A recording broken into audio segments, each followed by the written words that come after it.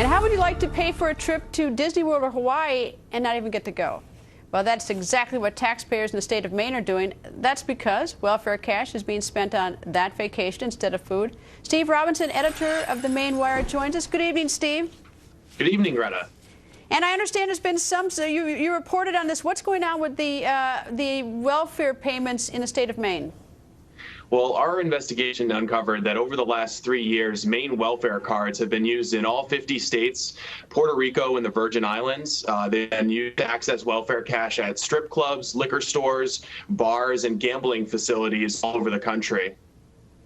All right. Now, I suppose that many Americans are sitting here watching this tonight. They'll say, wow, I'm glad I don't live in Maine where that's happening. But is that all just state money, or is there federal money in that, which, of course, means the rest of us are helping to pay this? Well, the money comes from the Temporary Assistance for Needy Families program, which is funded mostly through a federal block grant. So taxpayers all across the country have been paying for this.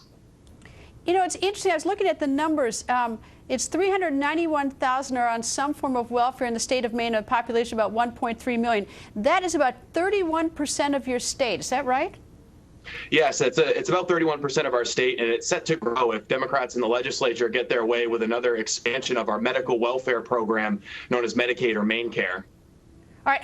What is the plan to sort of be able to separate those who really need the welfare, need help, and those who might be using it at Disneyland or Disney World?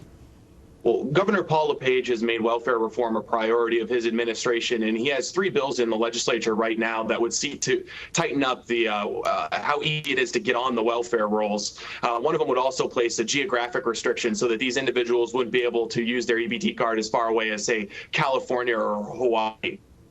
What's sort of interesting, the EBT card, which is like an ATM card, you can go to Disney World and use it to get cash and ATM, and yet you're not even employing people, you're not even spending your money like at restaurants or at grocery stores in your own state, which helps pay other salaries, other business, other workers. Well, I think this investigation it's interesting coming on the 50th anniversary of the war on poverty, because the way that we've sought to alleviate poverty in this country has all too often been just to throw fistfuls of cash at it. At least here in Maine, we see that that's not working. And what we're doing is spawning a culture of dependency, which is really harmful for everyone involved, especially the taxpayer. And of course, it also hurts those who really need it if the money is being used, ways where people who may not be spending it wisely. But anyway, Steve, thank you. Thanks, Greta.